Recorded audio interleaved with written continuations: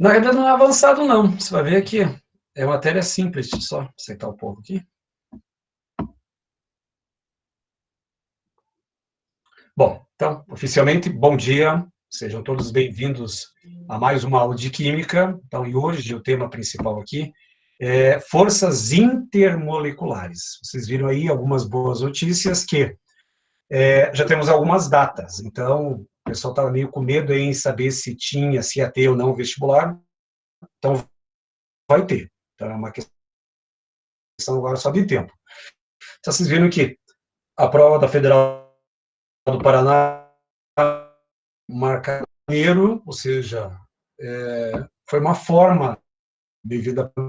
O Enem também, que ia ser feita em outubro ou novembro, vai ser feita em dezembro, ou talvez em janeiro. Então, existe essa possibilidade aí, o pessoal está discutindo se vai fazer depois da parte lá da pandemia, ou se vai fazer numa data específica. Mas, de qualquer maneira, para quem estava levando bem a sério, as aulas continuaram, então, simplesmente, você tem uma boa bagagem, lógico, tá? Uma boa base em cima desse sistema. Então, o que nós vamos ver hoje? Forças intermoleculares. E para a prova do Enem, ela é espetacular. É um dos assuntos mais cobrados na prova do Enem. Primeiro, por quê? Porque para entender forças intermoleculares, eu preciso saber distribuição eletrônica, tabela periódica, propriedades periódicas, ligação iônica, ligação covalente, ligação metálica, geometria molecular. Eu só quero fazer uma pergunta se o professor Jamal já trabalhou com vocês geometria molecular.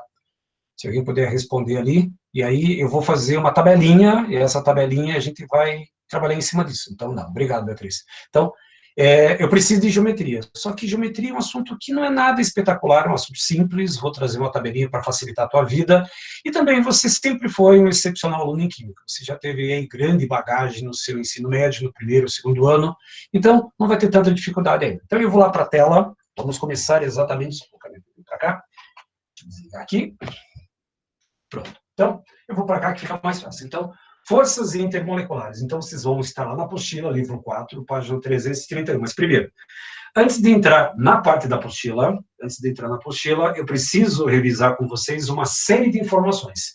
Então, o que acontece?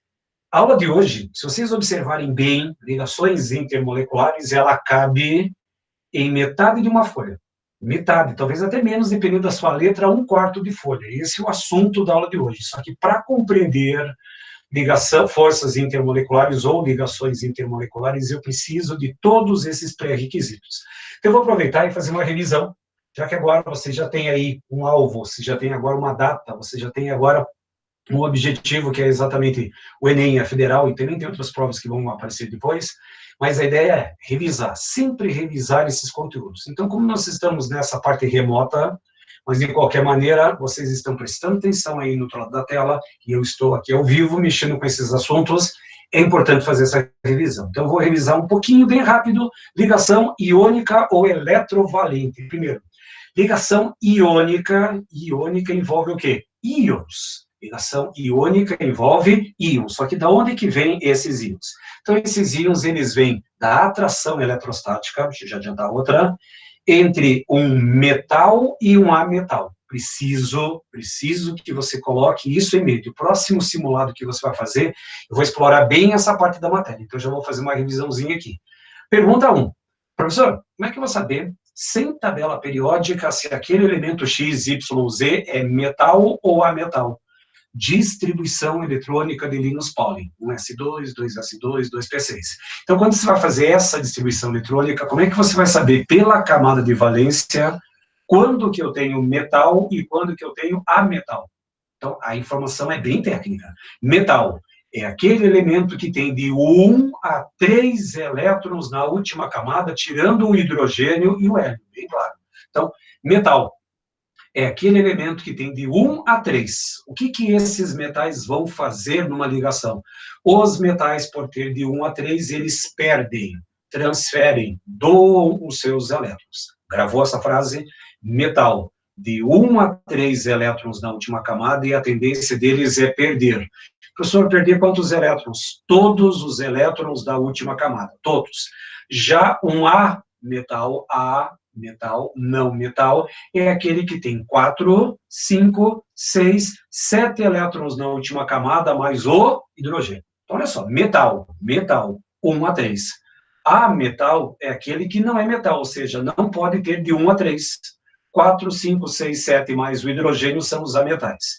Os metais perdem, os ametais recebem, de uma maneira mais prática ou mais visual. Então, olha só, a ligação iônica, de uma maneira bem clara, eu tenho metal que vão ficar os metais ficam eletropositivos, ou seja, carga positiva. Os ametais, eles recebem, se transformam em ânions, carga negativa. Positivo com negativo, atração. Como é que eu chamo essa atração? Força eletrostática, ligação iônica. Te dou um exemplo. Imagine que você tenha que montar a fórmula de um composto formado por magnésio de número atômico 12 com cloro número atômico 17. Só para ganhar tempo, o magnésio ele tem 2 elétrons na última camada e o cloro ele tem 7 elétrons na última camada de valência. Então, se você duvidar, pega o 12, faça a distribuição rapidinho, 1s2, 2s2, 2p6, 3s2. A última camada é o 3s com 2, portanto, 2 na última camada. Cloro 17. 1s2, 2s2, 2p6, 3s2, 3p5. 7 elétrons na última camada. Como é que vai ficar essa ligação? Então, eu vou colocar o cloro, e em volta desse cloro eu vou colocar, através de alguma simbologia, forma eletrônica, os elétrons. Então, pode ser uma bolinha, pode ser um xizinho, pode ser um asterisco, pode ser um coraçãozinho, depende de como é que está a sua parte sentimental agora. Agora, lá no outro lado, eu vou colocar o magnésio, e esse magnésio tem 2 elétrons na última camada. Olha só, metal perde os seus elétrons. Professor, quantos elétrons eu vou perder? Todos. Todos os elétrons da última camada. Já o ametal, ele vai receber um certo número de elétrons para completar 8, ou 2 no caso do hidrogênio. O hidrogênio é o único elemento que fica contente com 2. Então, o que acontece? Dá uma olhadinha aqui, ó, em slow motion. Então, o primeiro elétron do magnésio, ele está sendo transferido para o átomo de cloro, transferido em definitivo, não fica mais com magnésio. Agora, o que acontece? 1, 2, 3, 4, 5, 6, 7, 8. Opa, o cloro está estável. Mas aquele magnésio ainda tem um elétron e ele precisa doar esse elétron para alguém. Só ele não pode doar para esse cloro, porque esse cloro já está estável. E aí vem a pergunta: como é que eu vou estabilizar esse elétron do magnésio se esse cloro não quer mais receber? Só que na natureza não existe só um átomo de cloro, existem trilhões de trilhões de trilhões de átomos de cloro. Então, o que acontece? Eu posso pegar um outro átomo de cloro, e esse cloro também tem 7 elétrons na última camada. Então, eu vou colocar os 7 elétrons na forma de asterisco. O magnésio precisa perder, o cloro precisa receber, útil ao agradável. Então, o que acontece? Aquele elétron do magnésio, o último elétron do magnésio, ele perdeu todos. O magnésio está estável. Aí o elétron vai para o cloro, o que acontece com esse cloro? 1, 2, 3, 4, 5, 6, 7, 8, opa! Perdeu os 2 elétrons da última camada, ficou estável. Cada elemento não metálico ficou com 8, portanto, todo mundo está estável. Todo mundo viveu feliz para sempre, ou seja, final da história. Final da história, fórmula do composto MgCl2. Isso é ligação iônica. Porém, muitas vezes é muito chato fazer esse tipo de sistema. Botar bolinha, xizinho, setinha para cá, setinha para cá. Existe um procedimento chamado regra prática. O nome já diz, é uma forma bem mais prática para você chegar na resposta final. Como é que funciona essa regra prática? Eu tenho um metal. Esse metal perde os elétrons, ele se transforma num cátion. Já o ametal, ele recebe e se transforma no ânion. Então, quando você for colocar qualquer composto pela regra prática, a ideia é colocar sempre o cátion primeiro, sempre o cátion vem, uma travadinha ali, voltou, então vejam bem, na regra prática, eu coloco sempre o metal, o cátion primeiro, sempre o cátion vem primeiro, e o A, que é o ânion, ele vem depois. Agora, o que são aqueles expoentes lá, o X e o Y?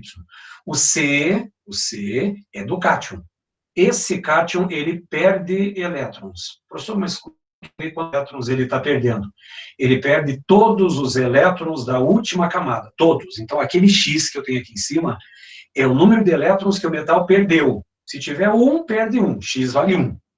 Se tiver 2, no caso do magnésio, é 2. Se for 3, é 3. Então, o primeiro elemento que você coloca sempre é aquele que perde, é o metal. Qual é o valor que eu vou colocar no expoente e o número que ele tem na última camada. Ficou claro? Agora, esse A é o ânion, e esse A vem do A metal. O que o A metal faz? O A metal, ele ganha elétrons. Professor, como é que eu vou saber quantos elétrons ele vai ganhar? Até completar 8. Se ele estiver na família 4A, ele vai ganhar 4. 4 com mais 4, 8. Se ele estiver na família 5A, tem 5 elétrons na última camada, ganha 3. O meu Y vale 3. Se tiver 6 elétrons na última camada, 6A ganha 2. Se tiver 7 elétrons na última camada, ganha 1, e o hidrogênio ganha 1. Então, esse Y, cuidado, não é o número de elétrons da última camada, é quanto que falta para completar 8. Vou dar um exemplo, quer ver? Aliás, o que acontece com esses valores daí? Aí você inverte esses valores. O X vai virar o coeficiente do A metal e aquele Y vai virar o coeficiente do metal. Olha o exemplo aí na sua tela. Alumínio com oxigênio. Eu quero saber qual é a fórmula final da união entre o alumínio e o oxigênio. Vou adiantar. O alumínio tem 3 elétrons na última camada e o oxigênio tem 6. Lembrando que na fórmula geral o metal vem primeiro e o ametal vem depois. Entre alumínio e oxigênio, quem vai ser o metal, quem vai ser o cátion, quem vai perder elétrons? Aquele que tem de 1 a 3. Então, o alumínio vem primeiro, vamos lá, coloco o alumínio primeiro, o oxigênio vem depois. Agora eu preciso descobrir esses dois expoentes. O alumínio, por ser o metal ele perde. Quantos elétrons o alumínio vai perder? Todos os elétrons da última camada, todos. Então, ele vai perder 3 elétrons. Vou colocar um 3 lá em cima. Já o oxigênio, cuidado. Ah, professor, vou colocar 6. Não. No oxigênio, ele é o ânion, ele ganha elétrons. Quantos elétrons o oxigênio vai ganhar até ficar estável com 8? Ele vai ganhar 2. Aí, o que você faz? Você vai inverter. Então, aquele 3 do alumínio, vem para cá, aquele 3 do alumínio vai ser invertido, vira o coeficiente do oxigênio, e o 2 vira o coeficiente do metal. Portanto, a fórmula vai ficar Al2O3. Essa é a regrinha prática, que funciona para todos os compostos iônicos, e até funciona para alguns compostos covalentes que você vai ver agora. Aliás, antes disso, antes da ligação iônica. Ligação metálica. Eu só vou fazer o comentário. Ligação metálica só envolve metal. Não tem fórmula para você montar. Então, na hora que você encontrar um símbolo de um Fe de ferro, um símbolo de Ag de prata, ali tem ligação metálica. O que eu preciso que você grave? Na ligação metálica só envolve metais. Qual que é a expressão-chave que rege uma ligação metálica? Está em vermelho aqui, ó. Mar de elétrons. Só que esse mar de elétrons pode ser substituído para nuvem eletrônica, nuvem de elétrons, neblina eletrônica. A ligação metálica, ela é formada através da nuvem de elétrons, do mar de elétrons. Essa é a ideia que você tem. E esses metais, eles apresentam uma série de propriedades. Eles são sólidos à temperatura ambiente, com exceção do mercúrio, altos pontos de fusão e ebulição, condutores de calor e eletricidade, são dúcteis, formam fios, e maleáveis, que formam lâminas. Essas são as principais características. Agora, uma ligação que eu vou usar muito nessa aula, a ligação covalente. Só para um pouquinho em volta. Na ligação iônica, eu tenho transferência, perda de elétrons. Na ligação metálica, nuvem de elétrons. E na ligação covalente, o que eu vou encontrar? Na ligação covalente, eu vou encontrar o compartilhamento de elétrons. Palavra-chave para a ligação covalente. Compartilhamento de elétrons. Entre quem? Entre os ametais. Para quem fez os exercícios da apostila, para quem fez as atividades, vocês viram que teve uma grande parcela de questões que falava assim: dados os compostos X, Y, Z, só para inventar. Entre esses compostos, quais são aqueles que têm ligação iônica, quais têm ligação covalente? Como é que eu vou saber um negócio desse? Fácil. Ligação iônica tem que ter metal e ametal. Metal e ametal. Na ligação covalente só existem ametais. não pode ter elemento que tem 1, 2 ou 3 elétrons na última camada, a não ser o hidrogênio, que é um elemento especial. Então, a ligação covalente só ocorre entre elementos que tendem a ganhar elétrons. Professor, como é que eu vou saber? Aqueles que têm 4, 5, 6, 7 elétrons na última camada. Eu vou insistir nisso, porque é a parte mais importante das ligações. Saber quando que é iônica, metal com ametal, quando a ligação é covalente apenas entre ametais. Professor, mas o que é um compartilhamento de elétrons? Compartilhamento de elétrons ocorre aqui, ó, tem uma pequena animaçãozinha aqui, ó. Os átomos, deixa eu colocar uma corzinha aqui, fica mais fácil até para você enxergar. Vou colocar um marca-texto, colocar uma cor vermelha aqui, ó.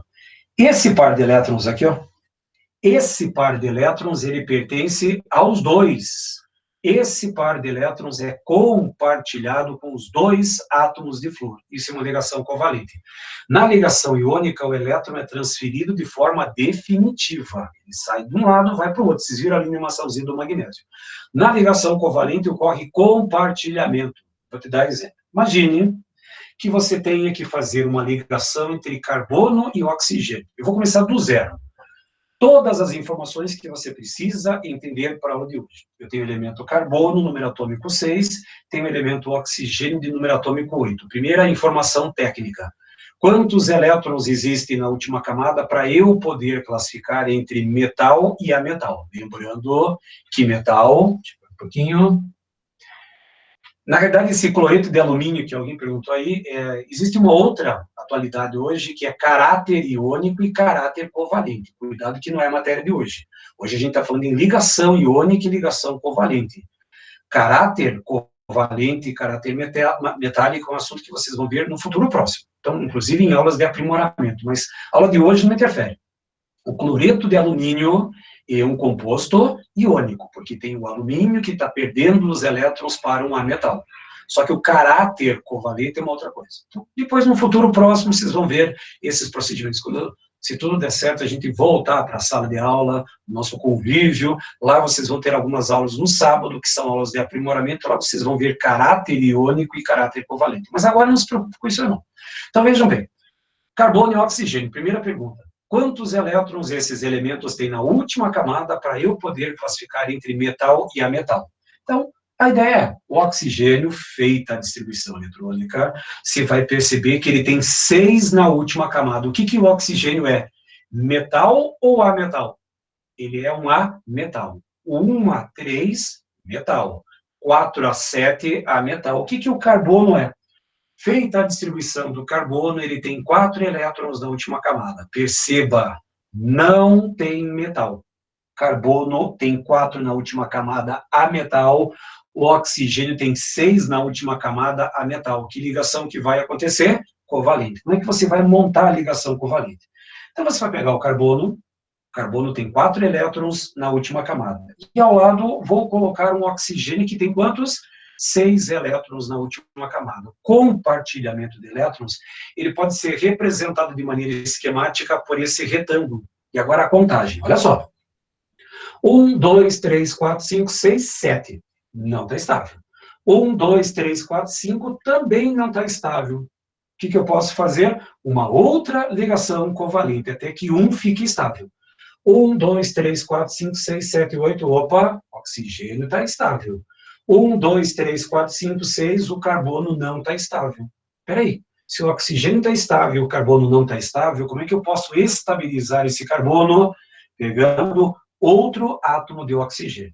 Esse outro átomo de oxigênio tem 6 elétrons na última camada. Faço a próxima ligação covalente. Professor, quantas ligações eu posso fazer? Quantas forem necessárias até que todos fiquem estáveis. Essa é a regra máxima das ligações. 1, 2, 3, 4, 5, 6, 7. Não está estável. O oxigênio da ponta esquerda também não está estável. Então, significa que eu vou fazer uma outra ligação covalente. Então, olhem bem, esse é um exemplo clássico. Preste bem atenção nesse exemplo, porque lá para frente eu vou voltar com essa mesma molécula aqui, ó, molécula do gás carbônico, CO2. Vocês vão perceber que todos os elétrons do carbono foram usados para fazer as ligações. O elemento central, esse carbono, vai ser bem usado na aula de hoje. Então, aí o que acontece? Na ligação covalente, para evitar de colocar esse monte de elétron ao redor, que é a chamada fórmula eletrônica. Tá lembrando? Fórmula eletrônica é aquela que aparece os elétrons, ou chamada fórmula de Lewis. Fórmula estrutural. Para cada par de elétrons que você utiliza a ligação covalente, você representa por um traço. Como eu fiz duas ligações covalentes, dois traços. Mas como é que eu chamo esses dois traços nas ligações? Dupla. Lá no outro lado também fiz duas ligações covalentes, outra dupla ligação. Portanto, eu tenho duas duplas ligações. Isso é a parte do sistema que você tem. E a última fórmula que vai me interessar é o CO2, a fórmula molecular. Lembrou? Fórmula eletrônica é aquela que envolve elétrons. Para cada compartilhamento de elétrons, você tem um traço. Como eu fiz dois compartilhamentos, dois traços, então eu tenho a ligação dupla. Duas duplas, diga-se de passagem, e a molécula do CO2. Um outro exemplo, eu preciso falar sobre o hidrogênio. Então, o que nós temos aqui? O hidrogênio é aquele que tem um elétron na última camada. E aqui o cuidado. Professor, o hidrogênio tem um elétron na última camada, então ele vai ser um metal. Metal perde. Não. O hidrogênio não é um metal, pelo simples fato. Tadinho do hidrogênio, ele só tem um elétron. Já pensou se ele perde o único elétron que ele tem, ele vai ficar com nada, ou seja, sem nenhum elétron. E sem nenhum elétron não indica estabilidade. Preciso ter o número X de elétrons para fechar todos os meus orbitais. Então, o hidrogênio não é um metal. Professor, mas ele tem um elétron na última camada. Tem, mas ele não perde. A tendência do hidrogênio é ganhar. Já o fósforo, você vai fazer a distribuição eletrônica dele, 3s2, 3p3, ele tem 5 elétrons na última camada. Olhem bem, hidrogênio tem 1, mas não é metal. Fósforo tem 5 na última camada, não é metal. Então, significa que eu tenho 2 ametais, ligação covalente. Vou fazer o seguinte sistema. Vou colocar o fósforo primeiro. O fósforo tem 5 elétrons na última camada. Em um dos lados, eu coloco o hidrogênio. O hidrogênio só tem 1. Faço a primeira ligação. Faço a primeira. 1, 2. O hidrogênio está estável. 1, 2, 3, 4, 5, 6, mas o fósforo não está estável. O fósforo precisa ficar estável com 8. O que você faz? Pega um outro átomo de hidrogênio que tem um elétron, faz a outra ligação, novamente o hidrogênio ficou estável. O fósforo, se vocês fizerem a contagem ali, dá 7. O que eu vou ter que fazer? Um outro átomo de hidrogênio, faço a ligação covalente entre hidrogênio e fósforo, e você vai ter essa ligação. Simples ligações. Fórmula que eu vou encontrar, pH3. Essa é a fórmula molecular. Mas o que eu preciso para a aula de hoje é isso daqui. Que vocês saibam fazer a fórmula eletrônica. Coloca o átomo central, aquele que tem um monte de elétrons em volta, vai fazendo as ligações com os outros elementos. Até que esse elemento central fique estável com 8. 8. Isso é a nossa fórmula eletrônica e a fórmula molecular. Porém, numa dessas aulas, eu falei sobre ligação covalente dativa ou coordenada. Então, vou avisar. Essa ligação dativa está com os dias contados, embora existam alguns pouquíssimos elementos que ainda vão a fazer. Então, quais são os elementos que podem fazer essa ligação dativa? Um pouquinho. Então, aqui, ó. Ocorre quando o átomo central já está estável. Então, quando que ocorre a ligação dativa ou coordenada? Só pode ocorrer quando o átomo central já está estável com 8 elétrons na sua camada de valência. E ainda é necessário fazer ligação com alguém. Nos exemplos anteriores, você estava chamando átomos porque o central ainda não estava estável. Só que a dativa ela ocorre quando o átomo central já está estável com 8 e ainda eu preciso fazer ligação com outro elemento. Professor, tem como dar um exemplo? Sim. Então, a ligação dativa ocorre compartilhamento de par de elétrons. Fiz até questão de colocar mais destacado aqui, ó, a ligação dativa ocorre quando eu tenho par de elétrons. Par de elétrons. Me dá um exemplo. Dou sim. Vamos imaginar que você tenha que montar a molécula do SO2. Opa, não veio? Agora veio. Molécula do dióxido de enxofre. A molécula está pronta. Um enxofre e 2 oxigênios. Eu não posso mudar essa composição. Como é que você montaria esse processo? Vou dar dica já já. Primeiro, eu preciso colocar um átomo central. Esse átomo central vai ser uma bagagem bem importante para a aula de hoje. Professor, como é que eu vou saber no SO2 quem vai ser o meu átomo central? O átomo central é aquele que está em menor quantidade atômica. Como assim? Eu tenho um enxofre e 2 oxigênios. Quem está em menor quantidade? Ah, professor, é o S. Então, o S é o átomo central. Aquele elemento, aquele átomo que está em menor quantidade é o meu átomo central. Então, o que eu vou fazer? Eu vou colocar o enxofre, vou adiantar. Esse enxofre, ele tem 6 elétrons na última camada e o oxigênio também tem 6 elétrons na última camada. Então, eu tenho um enxofre, tenho um oxigênio e tenho outro oxigênio também. Olha só, SO2. A molécula é feita dessa maneira. Professor, como é que eu vou saber com qual dos oxigênios eu começo? Não importa, escolha qualquer um deles. Eu tenho que escolher um, eu vou escolher aqui da ponta direita. Fiz a primeira ligação covalente, contando. 1, 2, 3, 4, 5, 6, 7. Não está estável. 1, 2, 3, 4, 5, 6, 7 também não está estável. O que eu faço? Vou ter que fazer uma outra ligação entre os mesmos elementos. Eu só posso fazer uma ligação com outro elemento quando alguém já está estável. E aí ninguém estava estável. Agora sim, ó. 1, 2, 3, 4, 5, 6, 7, 8. 1, 2, 3, 4, 5, 6, 7, 8. Os dois elementos estão estáveis. Professor, mas como é que eu vou ligar com aquele outro oxigênio? É aí que entra a dativa. O meu átomo central já está estável com 8, mas ainda preciso fazer ligação com outro elemento. E lembrando que sempre são em pares. Em pares. Aí o que acontece? Como aquele oxigênio tem 6, para ele ficar estável, ele precisa de 8. Como esse enxofre tem esse par de elétrons disponível, o que vai acontecer? Um compartilhamento de elétrons. Compartilhamento, não é transferência, não é doação. O professor está doando o par de elétrons? Não. O que é a ligação dativa na prática? Então, vou colocar aqui embaixo, quer ver? Você vai ter o enxofre com seus 6 elétrons, vou colocar o oxigênio aqui, vou fazer a primeira ligação dativa, covalente normal, e aí o que é a ligação covalente dativa? Não é uma doação, é um compartilhamento de elétrons. Repare que o meu oxigênio está com esses elétrons numa cor, e aqui o enxofre, os elétrons estão em azul. Então, só para você entender. É como se esse oxigênio aqui, ó, encaixasse nesse par de elétrons. Deixa eu fazer um destaque aqui, ó. Esse par de elétrons agora aqui, ó, ele pertence aos dois. Só que a ligação que foi feita ocorreu por compartilhamento do par. Aqui você pega um elétron daqui com um elétron daqui, um de cada átomo. Na ligação dativa, eu pego um par só de um átomo e compartilho com o outro.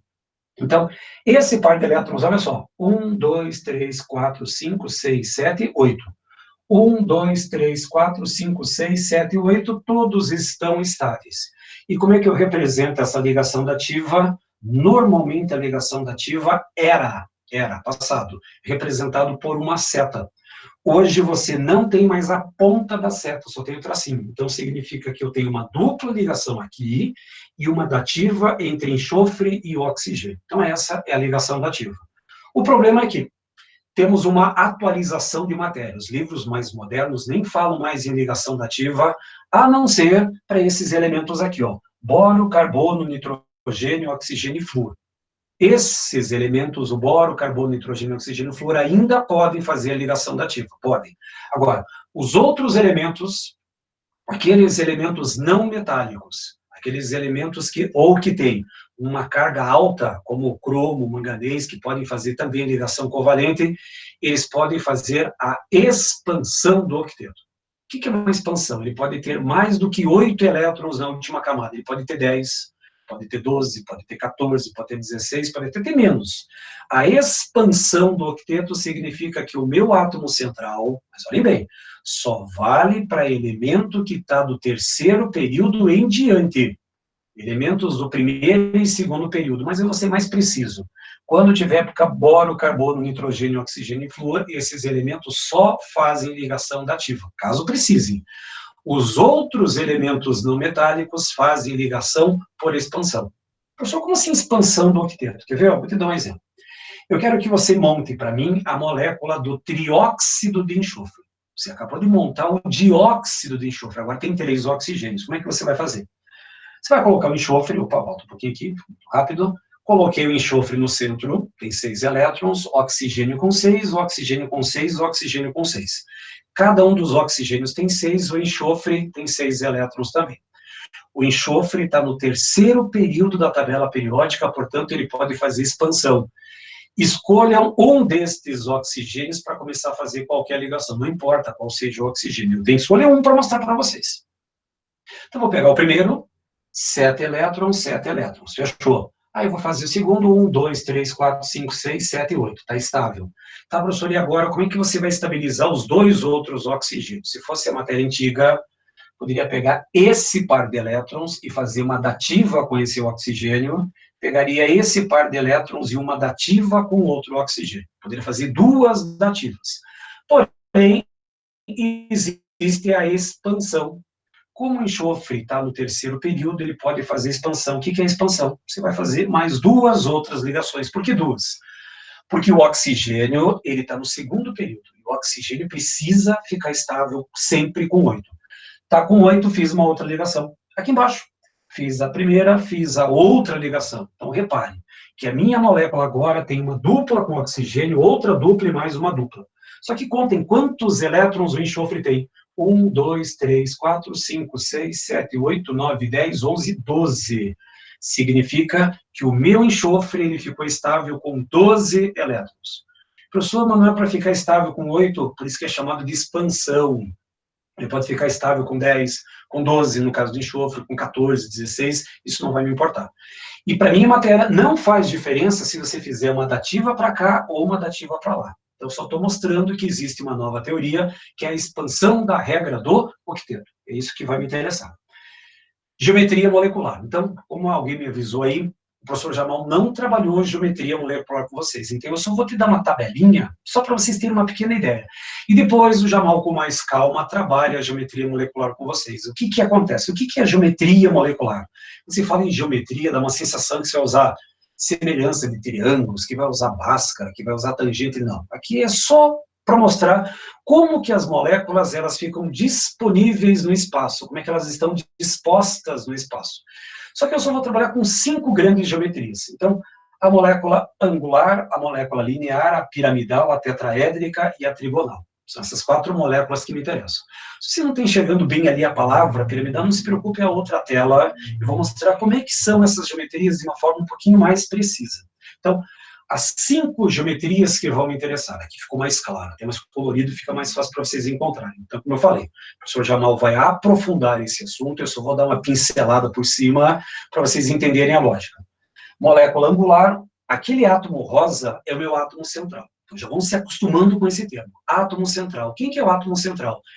É aquele que está em menor quantidade atômica. Olha só, aqui eu tenho um átomo e tenho mais 2 iguais. Meu átomo central com mais 2 linear, piramidal. Eu tenho meu átomo central, os 3 átomos ao redor, só que piramidal é uma forma espacial, é como se tivesse assim, ó. Isso é uma forma piramidal, ou seja, uma forma espacial. Trigonal é no papel, é plana, portanto tem um átomo central, um para cima e 2 para baixo, e a forma tetraédrica, o átomo central também numa forma espacial. Vocês devem lembrar das aulas do professor Pedro, que ele trazia aquele monte de forma geométrica, tetraédrica e piramidal são formas espaciais. Agora, o que eu quero que vocês anotem? Já vão preparando um papel, já deixa sua caneta ou lápis a posto, que vocês vão ter que montar uma tabelinha para mim. Aliás, então isso aqui não vai me interessar agora, porque isso aqui é a matéria que o Jamal vai trabalhar com vocês. Eu quero que vocês anotem isso. Vem a tabelinha. Aqui, ó. Então, opa, aqui é a pentatômica ainda. Ó, então, repetindo. Esse assunto de geometria está na apostila passada, acho que o Jamal deve ter dado aí uma parte do seu cronograma, mas de qualquer maneira, eu preciso que vocês montem essa tabela. Então, eu vou meio que estragar, dar um spoiler da aula do Jamal. O resumo das geometrias moleculares que me interessam, daquelas moléculas especiais, você vai montar nessa tabela. Então, pegue o papel, pegue a caneta, pegue o lápis e anote essa tabela. De preferência, se tiver um papel separado, é melhor. Deixe esse papel separadinho aí, porque eu vou usar uma série de vezes, a partir de agora, essa tabelinha. Eu preciso que vocês determinem qual é a geometria da molécula XYZ. Então, olha só. É uma tabelinha simples. Novamente, esse arquivo vai estar disponível lá na sua pasta do A+, lá na nossa parte lá. Aí você vai ter também o vídeo, se você quiser revisar esse material, não tem problema qualquer, mas é uma aula extremamente importante para o Enem. O Enem adora forças intermoleculares, e não só o Enem. Quer ver uma estatística interessante? Se você pegar 5 últimas provas da Federal do Paraná, em 4 delas caiu a aula de hoje, forças intermoleculares. E por que se cobra tanto? Você viu quanto pré-requisito você precisa ter? Distribuição, ligação iônica, covalente, metálica, saber força intermolecular, todo esse processo está incluído, embutido numa única questão. Então, por isso que eles adoram cobrar esse material. Pronto, copiaram? Então vamos começar. Eu vou com calma. Então, toda molécula formada por 2 átomos, como N2, O2, HCl. Obviamente não tem átomo central, e a única possibilidade de geometria que você tem, linear, ou seja, a molécula é na linha, molécula linear. Essa molécula não tem problema para você. Molécula que tem 3 átomos. Aí é que vem a grande sacada da aula de hoje. Quando a sua molécula tiver 3 átomos, como por exemplo H2O, 2 hidrogênios mais um oxigênio, 3 átomos. Gás carbônico CO2, um carbono mais 2 oxigênios. Eu vou ter que olhar naquele átomo central. Lembra do átomo central? Aquele que está em menor quantidade de átomos. Se você perceber que aquele átomo central está com um elétron sobrando, professor, o que é um elétron sobrando? É um elétron que não participa de ligação. Então, não faz ligação iônica, não faz ligação covalente, ele está sobrando, ele está livre. Se ele tiver elétrons livres, a tua molécula vai ser angular. A molécula angular é um V invertido, ou parece um A. Então, você pode ter assim ou assim. Isso seria uma molécula angular. Agora, se a sua molécula tiver 3 átomos e o átomo central não tiver elétrons livres, a sua molécula vai ser linear, ou seja, vai ser na linha. Isso é importantíssimo para a aula de hoje. Então, olha só, moléculas triatômicas, que têm 3 átomos. Olha o átomo central. Se tiver elétrons livres, angular. Se não tiver elétrons livres, é linear. Estou anotando? Outro trabalho, moléculas que têm 4 átomos, moléculas tetratômicas, como NH3, um nitrogênio mais 3 hidrogênios, 4 átomos. BH3, um boro mais 3 hidrogênios, 4 átomos. Se vocês observarem o átomo central, se esse átomo central estiver com elétrons livres, a sua molécula é piramidal. Você vai colocar o átomo central e os 3 para baixo. Caso o átomo central não tenha elétrons livres, a sua molécula vai ser trigonal.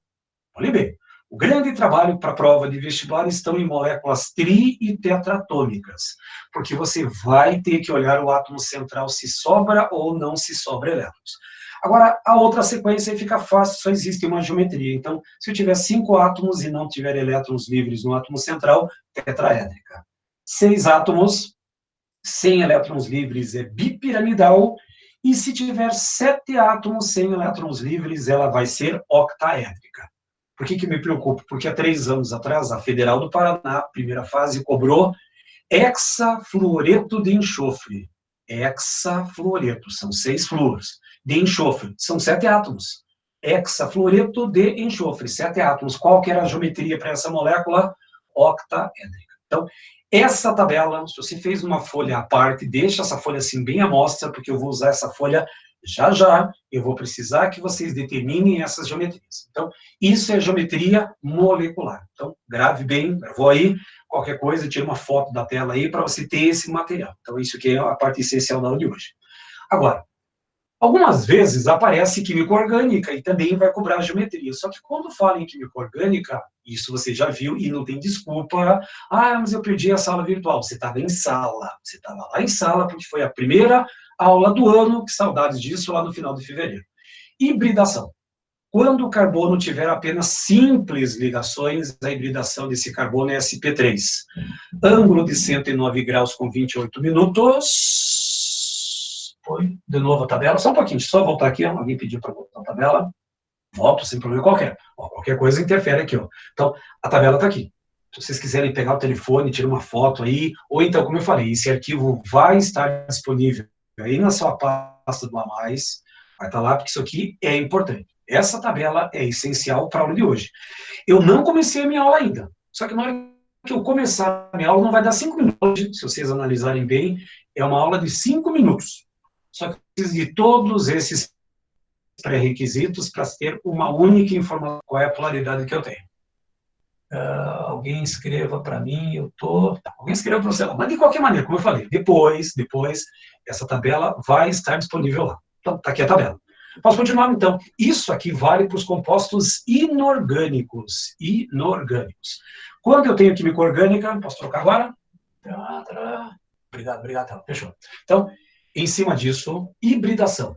Carbono que tem simples ligações, tem um ângulo de 109 graus com 28 minutos, e esse ângulo só pode ser uma geometria tetraédrica. Então, quando aparecer compostos orgânicos, eu não me preocupo com aquela tabela.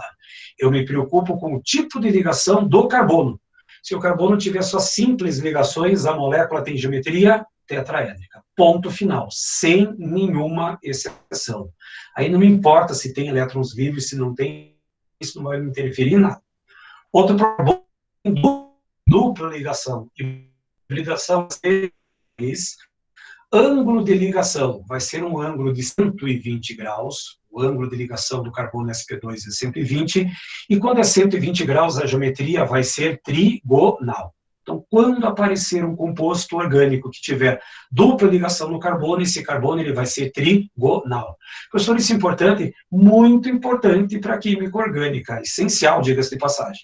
E quando o carbono tiver uma tripla ou duas duplas ligações, a hibridação desse carbono SP, aproveita e revisa a química orgânica aí. Ângulo de ligação de 180 graus, olha a linha aparecendo, portanto, geometria linear. Então, fazendo um gancho, isso que não tem aí nessa apostila, não tem, mas você já viu isso no momento anterior. Então, só para revisar, carbono de simples, sp3 tetraédrico. Carbono de dupla, sp2 trigonal. E o carbono sp de triplo duas duplas é um carbono linear. Ponto. Resolve esse material. Outro assunto importante. Não faz parte, faz parte da matéria do Jamal, mas eu acho que não sei se ele chegou a comentar alguma coisa, mas eu comento aqui, mas é óbvio, é muita lógica, presta bem atenção.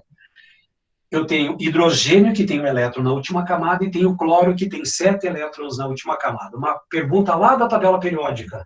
Entre hidrogênio e cloro, quem que é o mais eletronegativo? Quem que está mais à direita e mais em cima da tabela periódica? É o cloro. Portanto, o cloro ele é mais eletronegativo do que o hidrogênio. Então, o que que acontece? Na hora que eu tenho a ligação covalente, aqui fiz o desenho, vocês vão perceber que esse par de elétrons ele está mais próximo do cloro e mais distante do hidrogênio. Então, como esse par de elétrons está mais próximo do cloro, o cloro cria uma carga negativa e o hidrogênio cria uma carga positiva. Se eu tenho polos positivo e negativo, se eu tenho polos, significa que essa ligação é uma ligação polar. Polar porque vem de polos. Se eu tenho átomos com diferenças de eletronegatividade, essa ligação só pode ser uma ligação polar.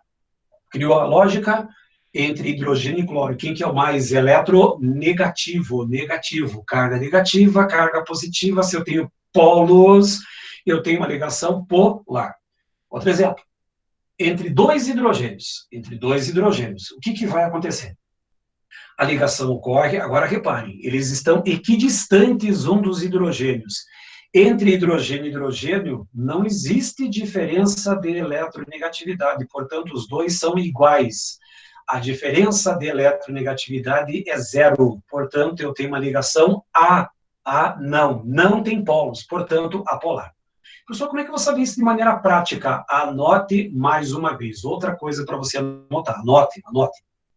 Como é que eu vou saber quando que eu tenho uma ligação covalente polar ou apolar? É muito simples mesmo. Primeira ideia. Quando eu tenho átomos iguais, tipo H e H, que você viu no exemplo, O e O, N e N, átomos iguais, não existe diferença de eletronegatividade, ou a diferença é zero, você tem uma ligação apolar. Então, a ligação entre átomos iguais sempre vai ser apolar. E agora, olha só, lógica absoluta. E se os átomos forem diferentes? Se os átomos forem diferentes, eu tenho diferenças de eletronegatividade, portanto, a minha ligação vai ser polar. Olha só que óbvio, anote isso. Quando eu tenho átomos iguais, tipo H e H, N e N, O e O, não há, aliás, a diferença de eletronegatividade é zero, significa que a minha ligação é apolar. Quando eu tiver átomos diferentes, há diferença de eletronegatividade e ligação polar. Eu nem precisaria escrever, mas eu escrevo aqui. Toda ligação iônica é polar, é óbvio. Se a ligação é iônica, porque tem íons. Um cátion de carga positiva, um ânion de carga negativa. Cargas opostas, atração. E se tem cargas, tem polos. E se tem polos, é polar. Então, essa tela, o Jamal também vai falar sobre isso, mas eu estou dando spoilers da matéria do Jamal, estou dando os resumos finais. Átomos iguais, ligação apolar, átomos diferentes, átomos iguais, apolar, correto? Átomos diferentes, ligação polar. Ponto final. Anotaram? Importante que vocês anotem esse sistema. E agora, o ponto máximo da minha aula. Só como eu falei, isso aqui é matéria do Jamal, polaridade das moléculas. Como é que eu vou saber se uma molécula ela é polar ou apolar? Eu preciso dessa informação para começar a aula de hoje. Quando que a molécula é polar e quando que ela é apolar? Eu estou fazendo só os meus pré-requisitos, como eu falei. A aula de hoje, ela é muito simples. Só que eu preciso saber tudo isso para chegar numa única informação. Saber qual é a força que ocorre entre as moléculas X e Y. Polaridade de umas moléculas. Essa polaridade vai depender disso aqui, ó. Desse carinha aqui, ó. É um Mi ou então um U com uma seta em cima. Esse U com uma seta em cima, ele é chamado vetor momento de dipolo resultante. Nome bonito, hein? Mas ele pode ser abreviado para vetor resultante, vetor dipolar, vetor momento resultante, é um vetor. Professor, eu vou ter que usar física? Vai ter que usar física. Mas aqui, o que eu vou usar na física é sempre a seguinte informação. Ou os vetores se anulam, as forças se anulam, ou elas não se anulam. Só isso. Eu não vou calcular segmento de reta, não quero saber para onde que vai o vetor, isso não me interessa. O que me interessa, só duas informações, tanto que vem aqui, ó. Vou colocar aqui embaixo. Aliás, até acabei esquecendo na tela anterior. Como é que eu vou saber quem que é o elemento mais eletronegativo? Só para encerrar a minha linha de raciocínio. Eu vou usar um vetor. Se esses vetores se anularem, significa que a minha molécula vai ser apolar. Se os vetores não se anularem, a minha molécula vai ser polar. Olhem bem, eu vou trabalhar com vetores. Professor, como assim vetores? Já vou explicar. Esses vetores se anulam, a molécula é apolar. Se os vetores não se anulam, a molécula vai ser polar. Essa é a grande conclusão para essa polaridade. Professor, mas esses vetores, como é que eu vou saber esse vetor? O vetor ele tem um segmento de reta e tem uma setinha. Essa setinha sempre vai apontar para o elemento mais eletronegativo. A seta aponta para o elemento mais eletronegativo. Professor, como é que eu vou saber quem são os mais eletronegativos? Está aqui na sua tela. Olha só. Em ordem decrescente. Flúor, oxigênio, nitrogênio, cloro, bromo, iodo, enxofre, carbono, fósforo e hidrogênio. Professor, eu preciso saber isso? Precisa. Isso aqui é mais que obrigação. Você precisa memorizar esses 10 elementos. Professor, tem alguma frase? Tem várias frases, essas frases ridículas que aparecem por aí, mas eu falo que ridículo é perder a questão por causa dessa informação. Então tem uma frase assim, bem inocente, que fala assim: fui ontem no Clube Brasil e só comi pão com hambúrguer. É ridículo, mas funciona. Fui ontem no Clube Brasil, só comi pão com hambúrguer. Ou seja, eu consigo lembrar nessa frase ridícula, mas ela funciona, os 10 elementos mais eletronegativos. Professor, e o resto? O resto está depois do hidrogênio, mas o que me interessa são esses 10 aqui. A seta desse vetor aponta para o elemento mais eletronegativo. Como assim? Quer ver? Vou te dar um exemplo. Molécula do CO2. Deixa eu só fazer aqui, só para você entender a lógica. Molécula do CO2, eu tenho 2 oxigênios e mais um carbono. Vai lá na sua tabela, aquela tabela de geometria que eu pedi para vocês anotarem, até voltei para quem tirou. Então, o que acontece? Nessa sua tabela, deixa eu colocar aqui, o carbono, ele tem 4 elétrons na última camada, correto? Cada um desses oxigênios, ele apresenta 6 elétrons. Só desculpa os garranchos aqui, que é a mão livre, tá? E aqui tem mais um oxigênio, que também tem 6 elétrons. Só para vocês entenderem a lógica. Então, a molécula do CO2 tem 1, 2, 3 átomos. Com 3 átomos, lá naquela tabela de geometria, quais são as duas possibilidades de geometria? Ou ela é angular, se sobrar elétrons livres no átomo central, ou ela vai ser linear se não sobrar. Como é que eu vou trabalhar com isso? Deixa eu trocar de cor aqui. Então, o que acontece? Vou fazer a primeira ligação covalente, vou fazer a segunda ligação covalente, vou fazer a terceira e vou fazer a quarta ligação. Pronto, fiz todas as ligações. Agora, onde que eu vou olhar? Eu vou olhar nesse átomo central. No átomo central. Perceba, tem algum elétron sobrando nesse carbono? Não tem elétron sobrando. Então, olha na sua tabela agora, aquela tabela que eu pedi para você anotar. Procura lá. Número de átomos, 3. Quais são as possibilidades de geometria quando eu tenho 3 átomos? Ah, professor, pode ser linear ou angular. Depende de quem? Do átomo central. Está sobrando algum elétron nesse carbono no átomo central? Não. Portanto, qual é a geometria para a molécula do CO2? Ela é linear. Então, eu tenho que desenhar a molécula do gás carbônico na linha como eu desenhei lá em cima. Então, o que acontece? Agora que vem os vetores. Posso apagar? Vou apagar. Então, o que acontece? E aqui não tem como voltar. Vamos lá, só para vocês enxergarem aqui. Carbono está no centro, os 2 oxigênios. O primeiro vetor. Entre carbono e oxigênio, quem que é o mais eletronegativo? Ah, professor, oxigênio. Um vetor que aponta para esse oxigênio, lá tem uma ligação para o outro oxigênio. Então, olha só, eu tenho 2 vetores agora. Deixa eu colocar meu computador aqui de novo. A pergunta que eu faço é, os vetores, esses 2 vetores se anulam ou não se anulam? É a única informação da física que me interessa. Se você pegar a sua mão esquerda e puxar a sua mão direita com a mesma força e intensidade, o que acontece? Ah, professor, minha mão não se movimenta. Opa, se a mão não se movimenta, significa que esses vetores se anulam. E se esses vetores se anulam, significa que aquele meu vetor resultante é nulo. E se o vetor resultante é nulo, significa que essa molécula é apolar. É isso que eu preciso como base para a aula de hoje, saber se a molécula é polar ou apolar. Se você montar a geometria correta e verificar que os vetores se anulam, geralmente eles se anulam no centro ou se anulam nas laterais. Quando esses vetores se anularem, a molécula é apolar. Esse é o trabalho básico. A aula de hoje é simples, mas dá bastante trabalho braçal. Eu só me dar um outro exemplo, olha a água. Deixa eu só montar água para vocês compreenderem. O oxigênio, ele tem 6 elétrons na última camada. Tá lá, o oxigênio com 6. Aí eu vou colocar o hidrogênio aqui e vou colocar o hidrogênio lá no outro lado. Aí o que acontece? Que tipo de ligação que ocorre? Temos uma ligação covalente aqui, temos uma ligação covalente aqui. Pronto, fechou minha molécula. Está no garrancho, não dá para enxergar. A pergunta é, qual é a geometria da molécula de água? Tabela de geometria que eu pedi para vocês anotarem. Vai lá na tabela, olha lá. 1, 2, 3 átomos. Vai lá na tabelinha de 3 átomos e nível. Olha lá qual ou quais são as geometrias possíveis para uma molécula triatômica. Professor, aqui está escrito que pode ser angular ou linear. Vai depender de quem? Vai depender do meu átomo central. Aí você olha esse átomo central, que é o oxigênio. Tem algum elétron sobrando que não participa de ligações? Tem 4, inclusive. Tem 2 em cima e 2 embaixo. Volta para a tabela. 3 átomos, átomo central, com elétrons livres. Qual é a geometria da molécula de água? Angular. Bom, se você já sabe que a molécula é angular, eu vou desenhar a molécula aqui na forma angular e agora vem os vetores. O vetor, ele sempre aponta para o elemento mais eletronegativo. Como eu tenho 2 ligações, eu vou usar 2 vetores. Se eu tivesse 3 ligações, 3 vetores. Se eu tivesse 5 ligações, 5 vetores. Entre H e O, quem que é o mais eletronegativo? É o oxigênio. E aí entra a física.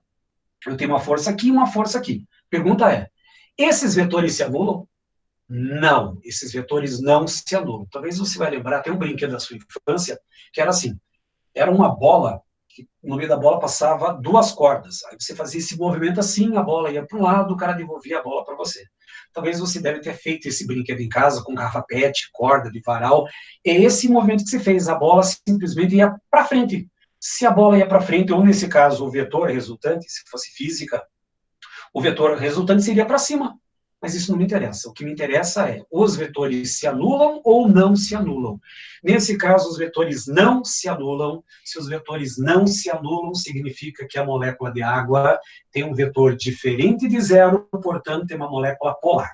Então, esse é o grande trabalho braçal da aula de hoje. É isso que eu preciso que vocês descubram. Se a molécula é polar ou apolar. Quando que é polar? Quando os vetores se anulam. Quando que é polar? Quando os vetores não se anulam. E agora eu posso começar a nossa aula. Agora sim. Forças intermoleculares. Duas telas, novamente papel, caneta, anotem. Principalmente anota a outra tela que vem depois. Essa aqui é só para você ter a explicação. Quais são as três forças intermoleculares? Na realidade, agora, de forma mais moderna, são 4. Mas quais são as três principais forças intermoleculares? Aí o que acontece? Eu vou colocar o seguinte, ó. As primeiras forças intermoleculares, vou colocar todas aqui no quadro, fica mais fácil para vocês compreenderem. Aqui já fica melhor. Então, primeira coisa que você precisa definir, se a molécula é polar ou apolar. Primeira coisa que você precisa definir. Quando a sua molécula for polar, existem dois tipos de forças que vão existir entre as moléculas. Ou você vai ter a chamada força dipolo-dipolo ou dipolo permanente, são sinônimos. Ou então a ponte de hidrogênio ou ligação de hidrogênio. Aqui, uma é igual a outra, não. Dipolo-dipolo ou ponte de hidrogênio. É uma das duas que você vai definir. Agora, se você tiver uma molécula apolar, em que os vetores se anulam, vocês viram lá para o CO2, aqui você pode escolher. Aliás, você não escolhe porque a questão é objetiva. Lá nas alternativas, você vai encontrar apenas um destes termos. Ou você vai encontrar dipolo induzido, que é a recomendação internacional, dipolo momentâneo, dipolo instantâneo ou forças de London. Até um tempo atrás era chamada força de Van der Waals. Então, o que acontece? Você vai fazer todo aquele trabalho para descobrir se a molécula é polar ou apolar. Na hora que você descobriu a polaridade, se ela for polar, ou é dipolo-dipolo, ou é ponte de hidrogênio. Professor, como é que eu vou saber? Calma, a próxima tela vai ter que resolver. Agora, quando a molécula é apolar, sem sombra de dúvida, só existe uma resposta. Ou é dipolo induzido, ou momentâneo, ou instantâneo, ou forças de London, ou até forças de Van der Waals. É dessa maneira que você vai mexer com essas nomenclaturas. Então, olha só. Se você tivesse uma prova discursiva, aqui você poderia brincar no uni do unité. Ah, eu gostei do induzido. Ah, eu gostei do momentâneo. Ah, não sei se induzido era com S ou com Z. Então, escreva momentâneo, escreva instantâneo, forças de London. Qualquer um desses termos é válido para a molécula apolar. Agora, a grande dúvida é, professor, como é que eu vou saber quando que é dipolo-dipolo e quando que é ponte de hidrogênio? Anotem a próxima tela. Fiz até de forma esquemática. O grande segredo da aula de hoje, saber a polaridade da molécula. Se você não souber isso, você não encontra a força intermolecular. Quando a sua molécula for apolar, escolha dipolo induzido, instantâneo e momentâneo. Você pode escolher qualquer um desses termos se fosse uma prova discursiva. Numa prova objetiva vai aparecer um desses termos. Não há possibilidade de letra A, dipolo induzido, letra B, instantâneo, letra C, momentâneo. Não, não tem. É uma dessas três. O grande trabalho vem agora. E quando a molécula for polar? Quando a molécula for polar, ou é ligação ou ponte de hidrogênio, a mesma coisa. Ou dipolo-dipolo. Aqui não é unidunité, aqui é poder de decisão. Professor, e como é que eu vou saber quando é que é ponte de hidrogênio? A ponte de hidrogênio precisa ter o quê? O hidrogênio. Só que esse hidrogênio é preso a quem? Flúor, oxigênio, nitrogênio. Vamos deixar o nosso sistema mais íntimo, vamos chamar ele de FON. Quando você tiver uma molécula polar e tiver um H preso ao FON, ponte de hidrogênio. Se não tiver o H preso a FON, dipolo, ponto final. Eu resumo a aula de hoje numa única tela. É isso que você precisa ter. Só que vejam bem, a professora então a matéria é fácil. Não é não. Você vai precisar de toda a nossa revisão, todo o nosso conceito. Você vai desde distribuição eletrônica, ligações químicas, polaridade de ligação, polaridade molecular, para chegar nessa informação aqui, ó. Na hora que você chega nessa informação, o resto é fácil. Então, olha só. Se você achar uma molécula apolar, dipolo induzido, instantâneo, momentâneo, forças de London ou Van der Waals. Você pode escolher qualquer um desses 5 termos. Quando a sua molécula for polar, ou é ligação ou ponte de hidrogênio, ou é dipolo ou dipolo permanente. São sinônimos. Para ser uma ponte ou ligação de hidrogênio, o H presa ao FON, flúor, oxigênio e nitrogênio. Química orgânica aparece muito, ó. A hidroxila do álcool, do fenol, amina, amida, aparece muito ponte de hidrogênio. E aí, uma quarta força que está entrando nos livros modernos, que é a chamada interação íon-dipolo. Só que ela é autoexplicativa, eu vou mostrar já já. O íon, quando tem alguém de carga positiva ou negativa, e eu tenho uma molécula em volta. É o que acontece quando você coloca sal de cozinha na água. o sódio se separa do cloro e as moléculas de água ficam em volta. O que mantém unido um sódio e um cloro na molécula de água? Íon da carga com o dipolo da água. É isso que vai acontecer. Então, vou te dar alguns exemplos, bem rapidinho, dá tempo ainda dá. Tem 2 minutinhos aí. Então, vejam bem, só para vocês entenderem. O dipolo induzido ocorre em moléculas apolares. Então, aquele elétron, volta e meia, ele pode ficar um pouco mais longe do átomo, ele pode criar um dipolo momentâneo. Ele aparece e desaparece como um pisca-pisca de Natal. É isso que vai acontecer. Agora, na molécula do dipolo permanente, repare, eu tenho um H. Professor, não é uma ponte de hidrogênio? Não. A ponte de hidrogênio é o H presalfon. E aqui eu tenho cloro. Portanto, eu tenho uma carga positiva, uma carga negativa. Essas cargas atraem outras moléculas, por isso que é força intermolecular.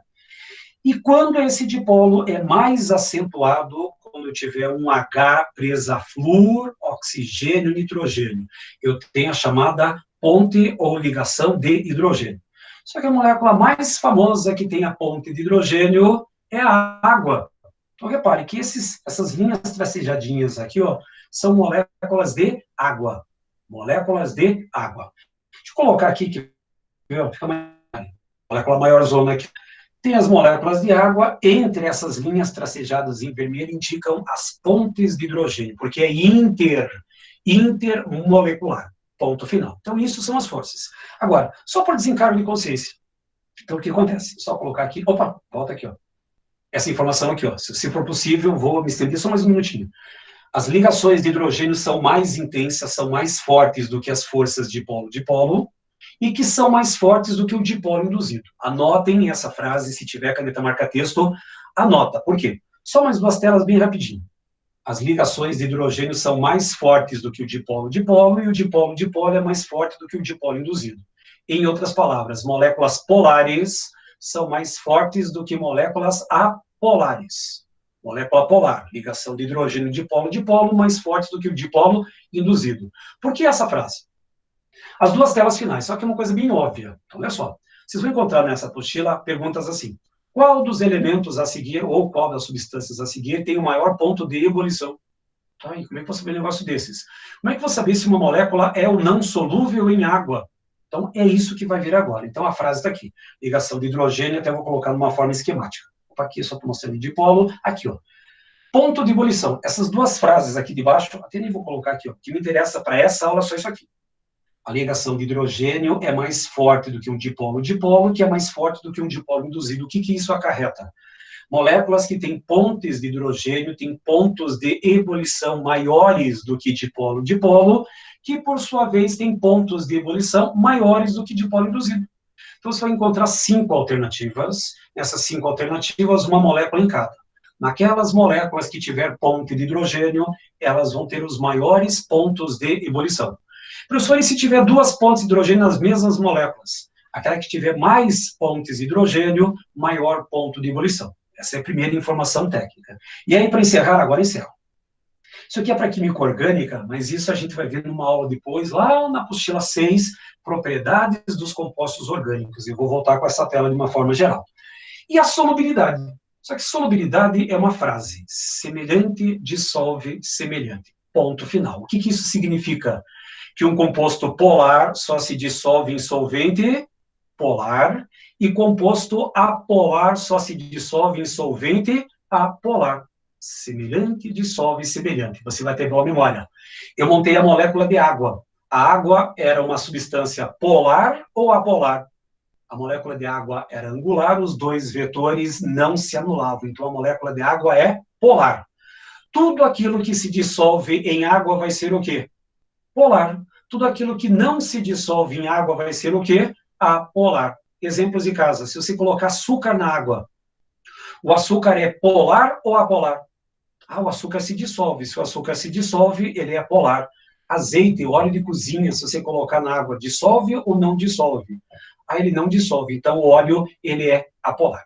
Ponto final. Resolve o nosso sistema. Então, repetindo, Jamal vai voltar a falar sobre geometria, vai falar sobre polaridade, mas eu quero que vocês treinem.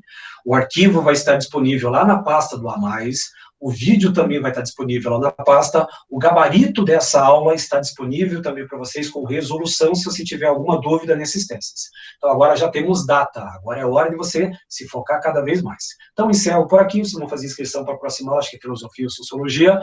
Me despeço por aqui, tenha uma ótima quinta-feira, um excelente final de semana, um abraço em vocês, um abraço nos familiares, e vejo vocês na quinta-feira que vem. Um abraço e até a próxima. Tchau! Se alguém tiver alguma dúvida e quiser tirar dúvida aqui, só para encerrar a gravação aqui.